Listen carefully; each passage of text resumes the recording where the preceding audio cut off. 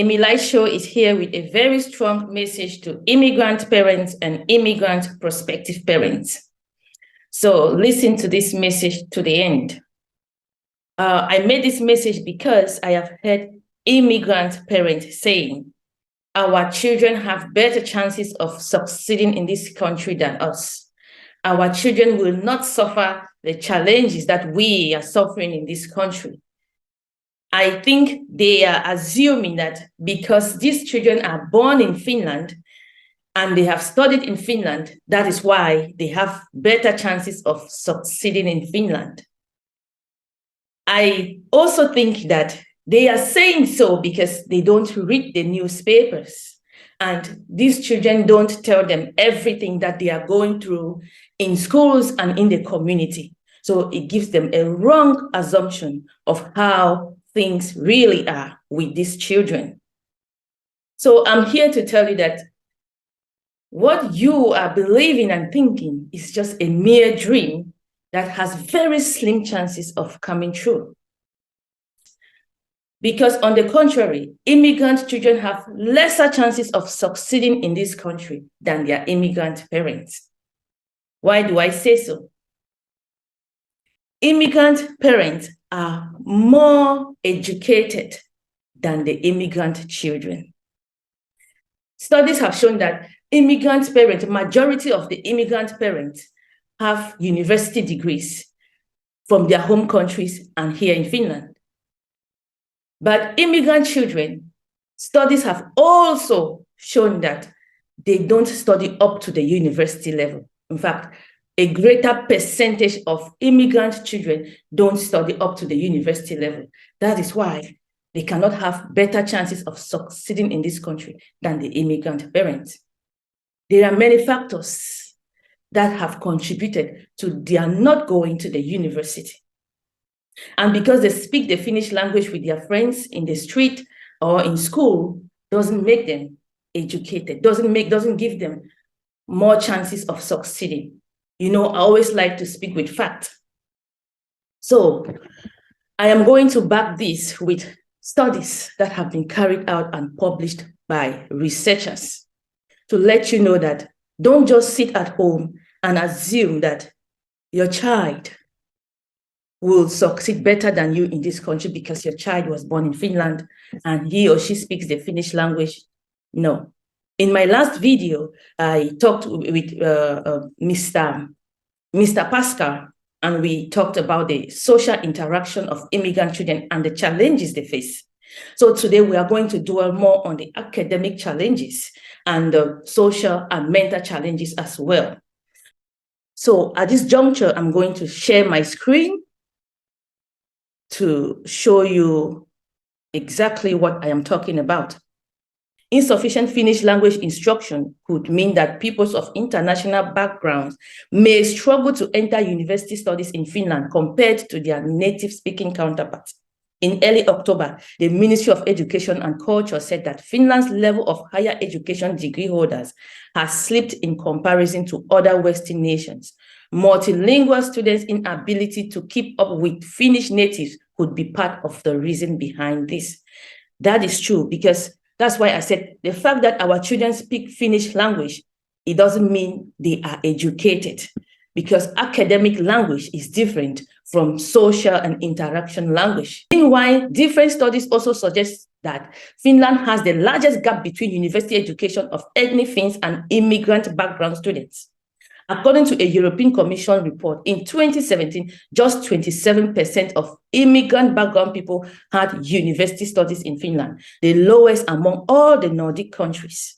Additionally, an OECD education report of 2018 found that first and second generation immigrants were clearly underrepresented among university graduates.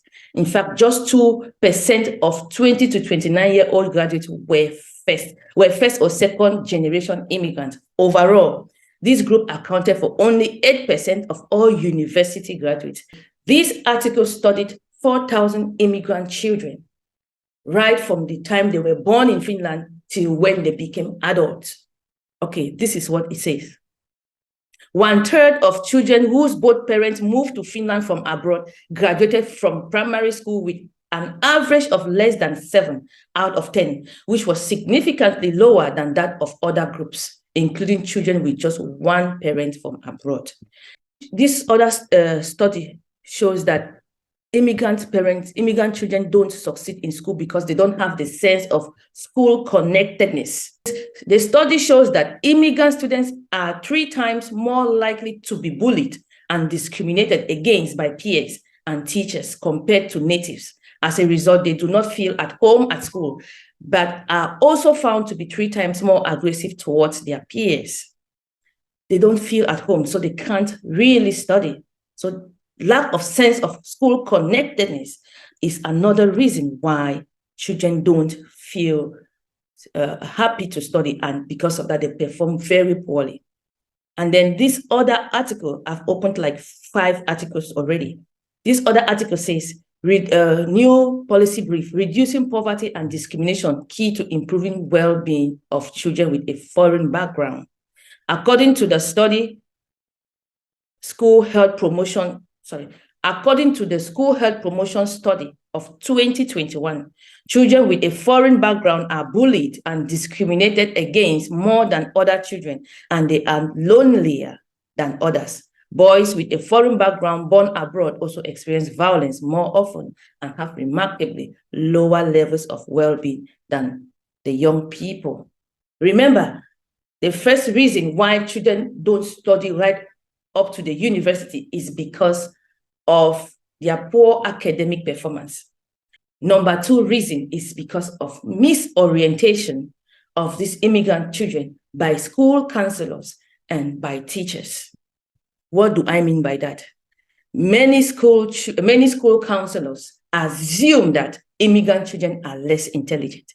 And because they are less intelligent, they redirect them to go study vocational programs. They think they are not good enough for university studies. Teachers' words can shape students' future. This is talking about a student. She graduated from the 8th grade with an average grade of 9 out of 10 points. And her school counselor told her that she cannot go to upper secondary school. So these are her words. I was told that I should study to become a practical nurse. I actually wanted to study medicine, she added. Agaiva said that her grade average allowed her to enter a natural sciences upper secondary school, but that student counselor also said that her dreams of becoming a doctor were useless. It is still too easy for us to direct immigrant background pupils to the vocational side after primary education, or AJ specialist said. I always try to speak up and ask why we are directing immigrants to become practical nurses. Why not nurses or doctors, she added. What I want to tell immigrant parents and immigrant prospective parents is that don't assume that your children are doing well in school. Monitor your children academically, socially, and mentally. We can support them. We can support them to do better in school. Let me tell you, I have read articles which are calling on the Ministry of Education to increase the number of learning hours in school, because these researchers say that the children spend less time in school. They study only for about 5 to 6 hours, and the rest of the 18 to 19 hours, they spend it with the family, they spend it with us, the parents, or with friends. So we parents, we have more time with these kids than the teachers even have with them. So we can educate them. We can help them. We can coach them. You don't have to sit and accept everything that the counselors or the teachers say about your children. You can coach your children to become what they want to be in the future. Track their academic reports. Track their social and mental well-being.